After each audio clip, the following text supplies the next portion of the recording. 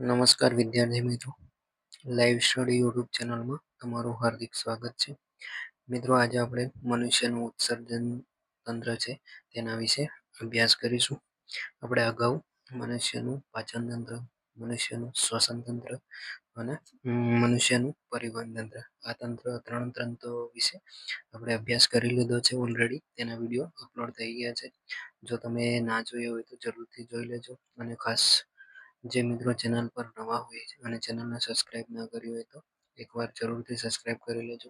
વિડીયોને લાઈક કરી દો ચલો ફટાફટ. અને તમારા મિત્રોને પણ વિડીયો શેર કરજો એવી અપીલ કરું છું. ચાલો તો આપણે આજે મનુષ્યનું ઉત્સર્જન તંત્ર વિશે અભ્યાસ કરીએ.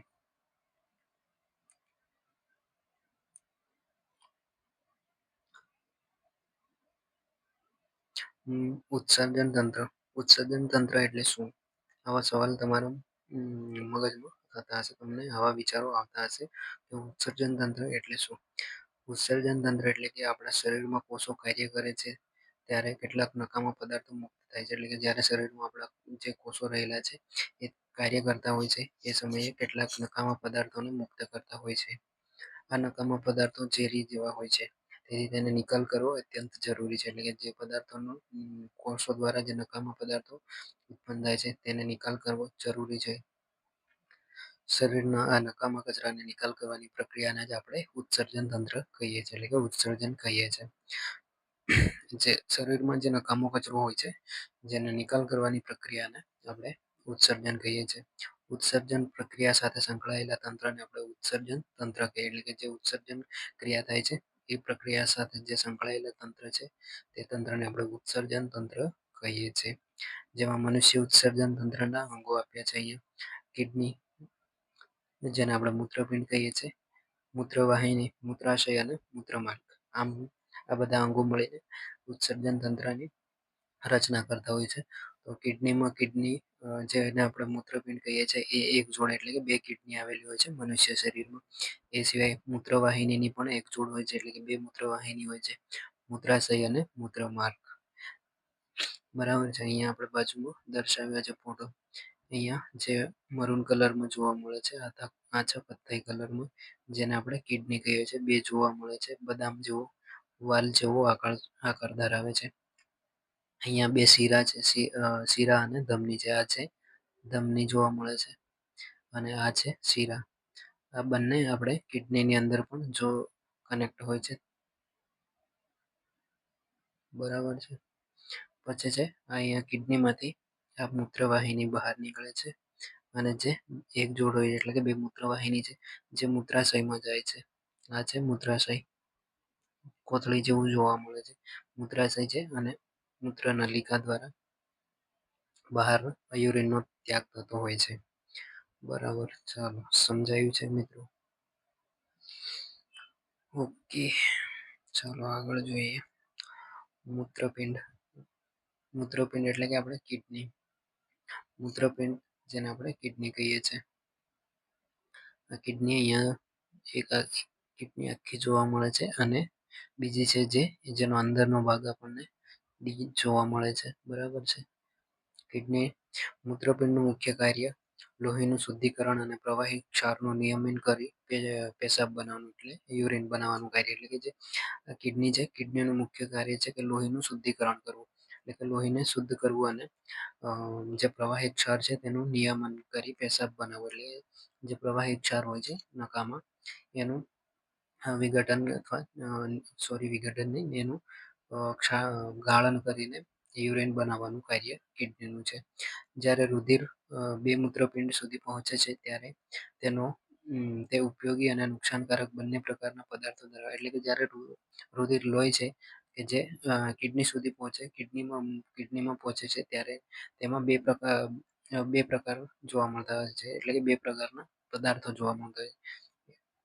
ઉપયોગી પદાર્થનું રુધિરમાં ફરી શોષણ થાય, એટલે કે જે ઉપયોગી પદાર્થ હોય છે તેનું રુધિરમાં ફરી શોષણ થઈ જતું હોય છે અને પાણીમાં દ્રાવ્ય, એટલે કે નકામો કચરો હોય છે એ યુરિન સ્વરૂપે નિકાલ પામે, એટલે કે મૂત્ર સ્વરૂપે નિકાલ પામતો હોય છે.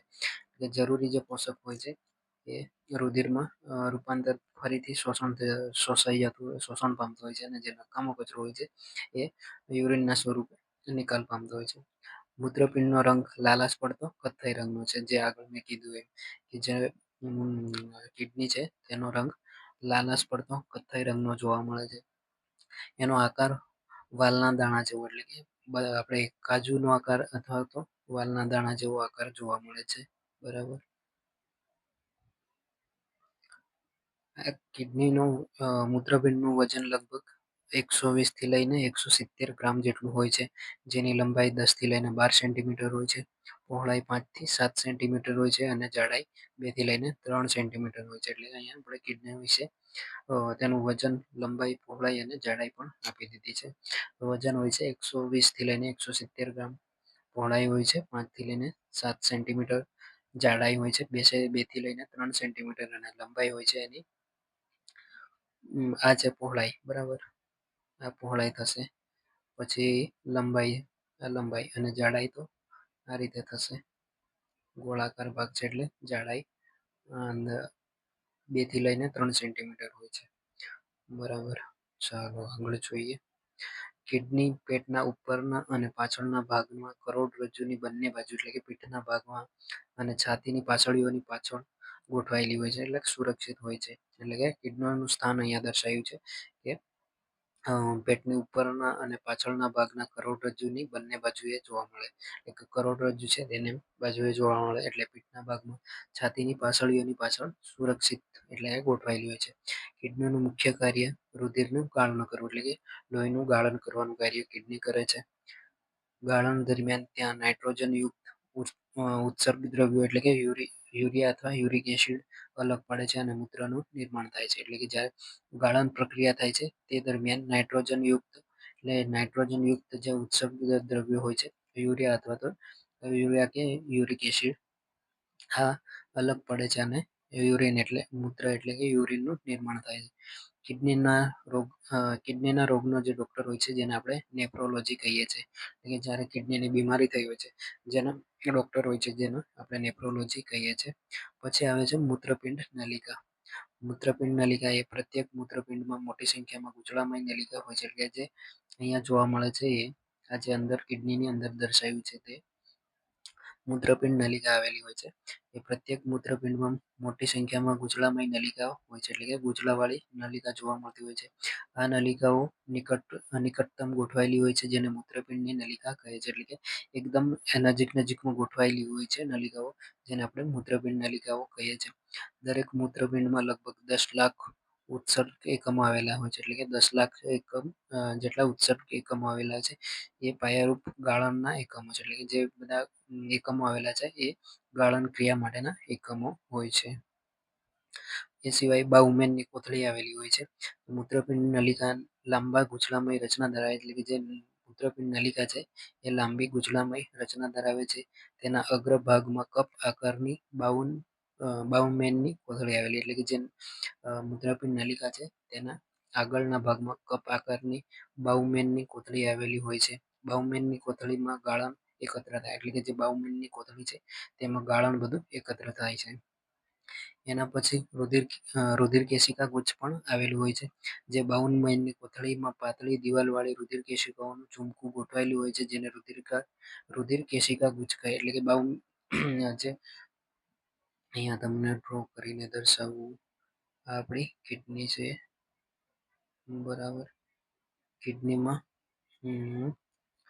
રુધિર કેશિકાઓનું ગુચ્છ આવેલું હોય છે, ઘણું બધું ગુચ્છ આવેલું ત્યાં બાઉમેનની કોથળી આવેલી છે. શરૂઆતમાં બાઉમેનની કોથળી આવેલી છે. અગ્રભાગ કપ આકારનો જોવા મળતો હોય છે, કપ આકારનો, જેને બાઉમેનની કોથળી આવેલી હોય છે. આ કોથળીમાં ગાળણ એકત્ર થતું હોય છે અને રુધિર કેશિકા ગુચ્છ એની અંદર બાઉમેનની કોથળીમાં પાતળી દિવાલને રુધિર કેશિકાઓનું ઝુમખું એટલે કે આમાં રુધિર કેશિકાઓનું ઝુમખું ગોઠવાયેલું હોય છે, જેને આપણે રુધિર કેશિકા ગુચ્છ કહીએ છીએ. રુધિર કેશિકા ગુચ્છ ગાળણ થાય છે એટલે કે રુધિર કેશિકા ગુચ્છ છે જેમાં આપણે લોહીનું ગાળણ થતું હોય છે. મૂત્રપિંડ દરરોજ 170 થી લઈને 180 લીટર જેટલું રક્તનું ગાળણ કરે. એટલે કે જેમ કિડની છે એ દરરોજનું 170 થી લઈને 180 લીટર જેટલું લોહીનું ગાળણ કરે એટલે કે ફિલ્ટર કરે છે લોહીનું. દરરોજનું 170 થી લઈને 180 લીટર જેટલું ગાળાનું કાર્ય કરે છે આપણી કિડની, બરાબર છે. ચલો આગળ જોઈએ મૂત્રવાહિનીઓ. મૂત્રવાહિની વિશે તો કિડની થી લઈને મૂત્રાશય સુધીના માર્ગને મૂત્રવાહિનીઓ કહે છે. એટલે કે જે આપણે કિડની અહીંયા દર્શાવી છે, કિડની થી લઈને મૂત્રાશય છે ત્યાં સુધીનો જે માર્ગ છે એને જોડવાનું કાર્ય મૂત્રવાહિનીઓ દ્વારા થતું હોય છે. અહીંયાથી હોય છે, સોરી, મૂત્રવાહિનીઓની બે જોડ આવેલી હોય છે. એટલે મૂત્રવાહિનીની બે જોડ હોય છે, એનું કાર્ય છે મૂત્રપિંડમાં નિર્માણ થયેલા મૂત્રને મૂત્રાશયમાં ઠાલવવાનું. એટલે કે જે કિડની છે, મૂત્રાશય, તેમાં જે મૂત્રપિંડનું નિર્માણ થાય છે એને મૂત્રાશયમાં પહોંચાડવાનું કાર્ય મૂત્રવાહિનીનું હોય છે, બરાબર. ચલો આગળ જોઈએ મૂત્રાશય. મૂત્રાશય એ મૂત્રપિંડમાંથી મૂત્રવાહિનીઓ દ્વારા મૂત્રાશયમાં જાય. એટલે કે અહીંયા તમને સમજાવું, મૂત્રપિંડ કે એટલે કે કિડની છે, જેમાંથી નિર્માણ પામેલું યુરિન છે એ મૂત્રવાહિનીઓ દ્વારા નીચે જાય છે, આમાં આવે છે. કિડનીમાંથી યુરિન મૂત્રવાહિની મારફતે મૂત્રાશયમાં આવે છે. મૂત્રનો સંગ્રહ કરતી સ્નાયુમય કોથળી, એટલે કે મૂત્રાશય એ યુરિનનો સંગ્રહ કરતી સ્નાયુમય કોથળી છે. મૂત્રાશયમાં હંગામી ધોરણે યુરિનનો સંગ્રહ થાય, એટલે કે મૂત્રનો સંગ્રહ થાય, એટલે કે હંગામી થોડા સમય માટે સંગ્રહ થતો હોય છે. વારંવાર આપણે તેને ત્યજી દેતા હોય છે. પછી છે મૂત્રમાર્ગ. મૂત્રાશયની શરીરના બહારના ખુલ્લા ભાગ સુધી લંબાયેલો હોય છે. એટલે કે મૂત્રમાર્ગ એ મૂત્રાશયના થી લઈને શરીરના બહારના ખુલ્લા ભાગ સુધી લંબાયેલો હોય છે. મૂત્રાશયમાં સંગ્રહાયેલું યુરિન મૂત્રમાર્ગ નામના સ્નાયુલ નળીમાંથી મૂત્ર છિદ્ર દ્વારા બહાર નીકળે, એટલે કે તેને નીકળવામાં આવે છે. મૂત્રમાર્ગે જે મૂત્રાશય છે ત્યાંથી લઈને બહારના ખુલ્લા ભાગ સુધીનો માર્ગ હોય, જેના દ્વારા યુરિન બહાર નિકાલ થતું હોય છે. પછી છે આપણે યુરિન, જેને આપણે મૂત્ર કહીએ છીએ. યુરિનનો રંગ, એટલે કે યુરિનનો રંગ આછા પીળા કલરનો જોવા મળતો, એટલે કે સામાન્ય રીતે યુરિન આછા પીળા રંગનું પ્રવાહી હોય છે, એટલે કે પાણી સ્વરૂપે જોવા મળતું હોય છે આછા પીળા રંગનું. યુરિનનો પીળો રંગ તેમાં રહેલા યુરોડ્રોમ અથવા યુરોબિલિજન નામના તત્વને આભારે હોય છે. એટલે કે જે યુરિનમાં પીળો રંગ જોવા મળે છે, તો તેમાં જે યુરોડ્રોમ નામનું તત્વ અથવા યુરોબિલિજન નામનું જે તત્વ છે તેના આધારે હોય છે, એટલે કે તેના આધારે જોવા મળતું હોય છે. અહીંયા આપણને યુરિનની પીએચ આપી છે, તો યુરિનની પીએચ 5 થી લઈને 7.5 જેટલી પીએચ હોય છે. જ્યારે પુખ્ત વયના મનુષ્યોમાં દરરોજ લગભગ 1 થી લઈને 1.8 લીટર જેટલું યુરિન ઉત્પન્ન થાય છે. એટલે કે જે પુખ્ત વયનું મનુષ્ય હોય છે તેમાં દરરોજ લગભગ 1 થી લઈને 1.8 લીટર જેટલું યુરિન ઉત્પન્ન થતું હોય છે. યુરિનમાં લગભગ 95% પાણી હોય છે, 2.5% જેટલું યુરિયા જોવા મળે, 2.5% બીજા નકામા પદાર્થો હોય છે. એટલે કે યુરિન જ્યારે યુરિનમાં 95% પાણી, 2.5% જેટલું યુરિયા અને 2.5% જેટલા નકામા પદાર્થો જોવા મળે છે.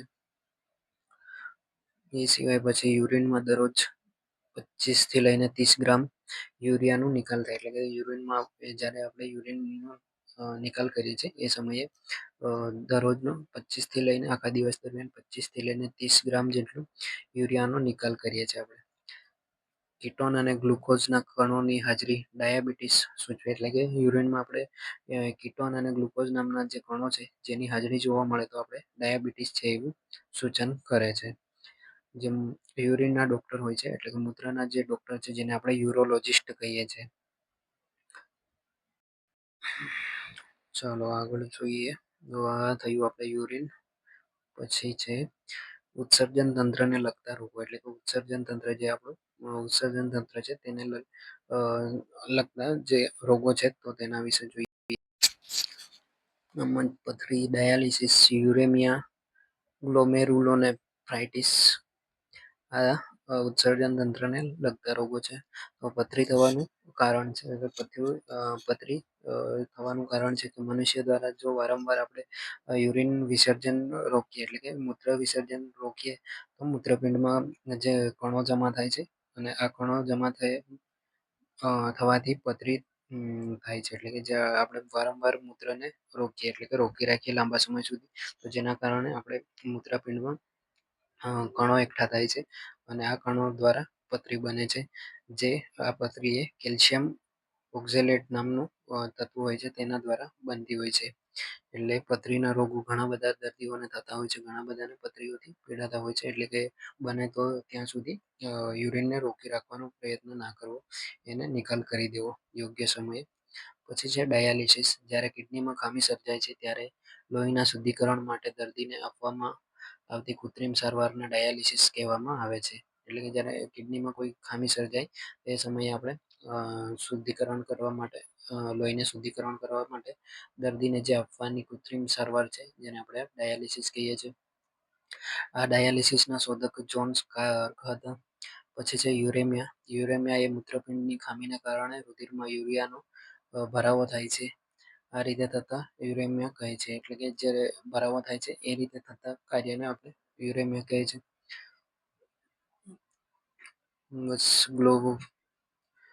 ગ્લોમેરુલોનેફ્રાઇટિસ એ મૂત્રપિંડના રુધિર કેશિકા સોજો આવી જાય એટલે કે જ્યારે જે કિડની છે તેમાં જે રુધિર કેશિકાઓ આવેલી છે એ રુધિર કેશિકા ગુચ્છમાં જ્યારે સોજો આવે ત્યારે આ ગ્લોમેરુ ગ્લોમેરુકો ગ્લો સોરી યાર ગ્લોમેરુલોનેફ્રાઇટિસ છે કે જે રુધિર કેશિકા ગુચ્છમાં જ્યારે સોજો આવે ત્યારે આ રોગ થતો હોય છે. બરાબર, તો અહીંયા સુધી રાખીએ.